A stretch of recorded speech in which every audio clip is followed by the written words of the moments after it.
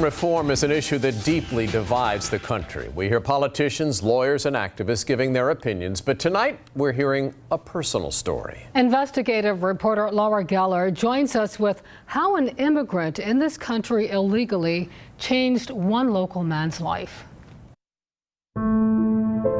Memories. They are what connects us to the past. Some fade with time.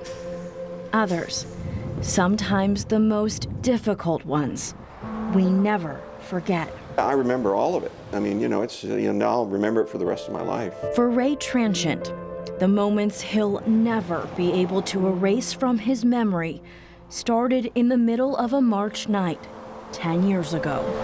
I got a call from a police officer that said, "We need you, to come to the hospital. Your daughter's been involved in an accident." And I said, "Okay, I'll be there in less than 5 minutes." I lived near there. And then Tessa's mom called and was screaming on the phone that Tessa was dead. 16-year-old Tessa Transient and 17-year-old Allison Kuhnhart were two kids having fun on a Friday night. The girls had just watched a movie. They went out to the Wawa down the street to get a pack of gum. Allie was driving. They stopped at this red light on Virginia Beach Boulevard. They were just sitting here, waiting for the light to turn green.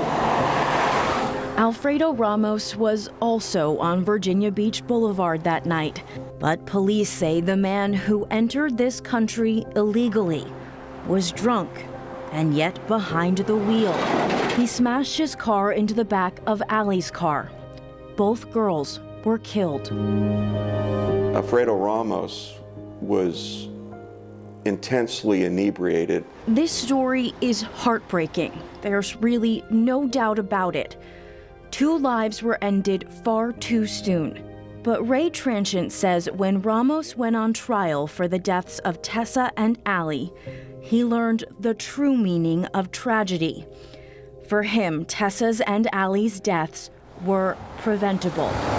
These court records show Alfredo Ramos was convicted of public drunkenness in Virginia Beach and driving under the influence in Chesapeake in the months before the accident.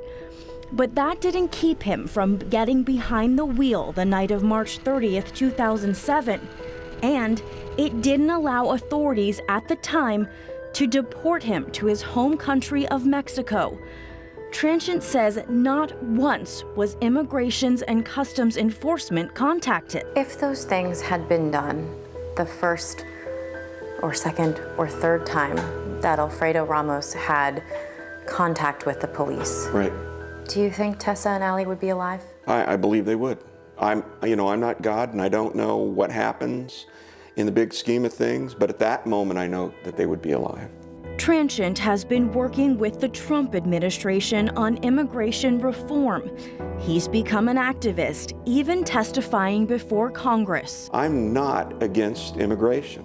I'm just for legal immigration, and that's what I stand for. Every day he sees stories on the news of families ripped apart when ICE deports someone. And every day his memory goes back to the little girl he never got to see grow up. He says his stories, his memories, are the cost of not fixing the system. He can stay in touch with his kids. It may not be comfortable, but he can stay in touch with them. We can't. Our families are dead. So we don't have sympathy for that. Alfredo Ramos pleaded guilty to the crimes and is 10 years into a 24-year sentence. He is serving that sentence at the Greensville Correctional Center. We requested an interview with him, and he agreed.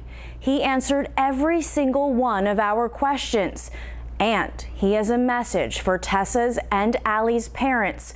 We'll have that exclusive interview for you tomorrow night on 13 News Now at 11. Laura Geller, 13 News Now. And now your 13